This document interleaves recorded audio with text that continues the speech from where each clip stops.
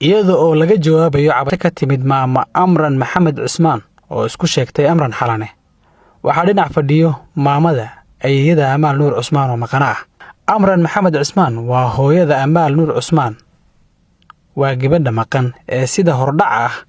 loogu magac qabsaday inay ku lug leeyihiin ilaalada madaxtooyada qaranka balse aan dib idinkugu celiya halka ay ka soo unkantay sheekadan. waxaa jirta xarun Daarusunna la yiraahdo oo ku taala degmada Hodan waxaa lagu dhaqan celiyaa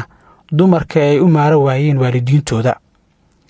Maymuun Cabdiraxmaan waa hooyada laba gabdhood oo ay Amal ka soo wada baxsadeen xaruntaasi waxaase ku wareejiyay gabdhaheeda hay'adaha amniga sida booliiska. laakiin waxay wax laga xumaado ku tilmaamtay sida ay u wajahday maama Amran Xalane qadiyadan. muxuu ahaa maamada ka maqan gabadha kale anagoo dhan hooyaanahay hooyana waa dareemaysaa gabar marka ay ka maqantaa xanuunka ay leedahay amba waa dareemaya intaas ilaaha baryaayay horta ilaahay subxaanahu wa ta'aala amaal allah u soo celiyo allah u keeno inkastoo aan ka xumahay muxuu ahaa jidka ay martay iyo muxuu ahaa waxa ay sameysay iyo hadallada ay ku hadashay kulay wax ila fiican oo sax ah ma aha. gabdhahan anaga meesha geysanay qofna noo geeyay ma jirto anaga meesha ku xareysanay iyaga meesha ka soo fakadeen kulligood iyaga 7 qof 6 qof ah iyaga meesha ka soo fakado ka soo cararay anagana wanaagan la doonayna gabdhahan gabdha soo saar amaalna qof muxuu ah meesha ka soo saar ma jirin gabdhahan way soo wada fakadeen haddana waxaan u wada raadinaynaa inaan hooyo kasta ee gabadheeda hesho ayaan muxuu ahaa ishaq alxamdulillah waa la helay way imaaday sidoo kale iimaan sidoo kale iyadana ilaahay waxaan ugu rajeynayaa gabadheedana inuu si nabad ilaahay ugu keeno. ayaan waa gabadhii ugu dambeysay ee maqanad Amaal wada xiriiraan laakiin kuma aysan heshiinin talada Amaal ee ahayd in waalidkood ay ku wada dacwooyaan safaaradaha wadamada ay ka kala yimaadeen. da ahaan gabadha maqan iyo ayaan waa ay isjiraan. maqanad Amaal waa maskaxda naqshadeysay sidii looga baxsan lahaa xarunta lagu tarbiyeenayay ku dhawaad sanad.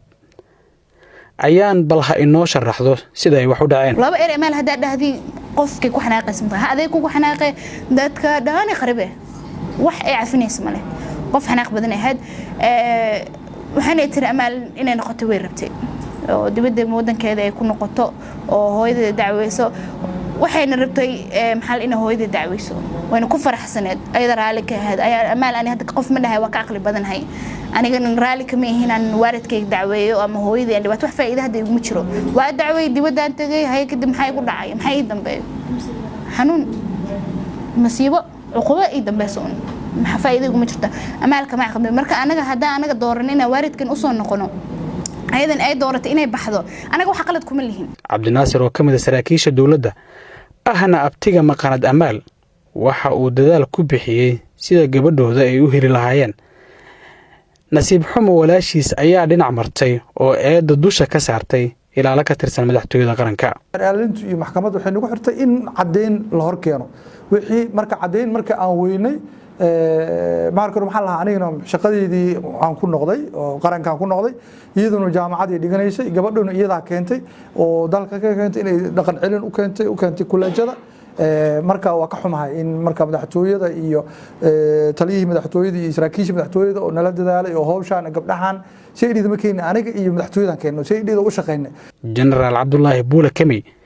xeerlaaliyaha guud ee ciidamada qalabka sida ayaa ka warbixiyay heerarka uu soo maray kiiskan isagoo amray hay'adaha amniga in la baadi goobo maqanada. sidoo kale CID-da ayaa la faray inay sii wadaan baarista kiiska la xiriira maqanad Amaal xilli uu galabnimadii maanta warfidiyeenada kula hadlay xarunta CID. arinta iyada markhaatiyaal waxay qabsatay 2 nin oo kale 2 nin baa wax laga qoray oo xafiisku u yeeray iyagina wax cadeyna waa laga waayay haba yaraatee sidaas darteed xafiiska xeerlaalintu wuxuu arintii u xil saaray baaris dheer in la sameeyo CID ay samayso. maanta sidaad halkan ka arkayseen waxaa shir jaraa'id ku qabtay oo xarunta CID lagu wareysanayaa gabdhihii iyada la socday oo ka sheekeynaya qaabkay uga soo fakadeen xaruntii dhaqan celinta ay ku xareysnaayeen. waxay sheegteen inay 7 gabdhood ahaayeen 4 inay ahaayeen diaspora Soomaha 4 kamid ah inay ahaayeen diaspora oo Amal ay ku jirto iyo 3 gabdhood oo halkan fadhida 2 gabdhoodna ay local ahaayeen oo mid waayeel ay ahayd. nasiib wanaag markii ay meesha waxa ay qaabka waxaad ka arki doontaan fiidiyowga qaabka ay u soo baxeen inay xataa ilaaliyihii meesha ay ku dhufteen dhala ay jabiyeen si xooga meesha ay uga soo baxsadeen markay soo baxsadeen qaabkii ay u kala baxeen iyagaa ka sheekaynaya على كل حال gabadhii iyadoo fayow ayay dhowr jeer la soo xirtay iyaan ikhtiyaarkeeda ku baxday waxa cadaatay in baaristii meeshii laga filayay aysan jirin gabadhii in la helo waa laga maarmaan oo booliiska taa wadaya baarista CID laakiin kiiskii loo haystay maxkamadda ciidamada waxay dacwooyinkooda qaadaa xubnaha ciidamada qalabka sida iyo xubnaha kale sida ciidanka u diyaarsan ee argagixisada xubnihii ciidamada inaysan shaqo ku lahayn ayaa cadaatay kiiskii baaristii CID baa sii wadaysa waxaan la horgeynay xafiiska xeeraliyaha guud ee qaranka iyo maxkamadaha caadiga awood u leh cabduqaadir ciise warbaahinta qaranka magaalada Muqdisho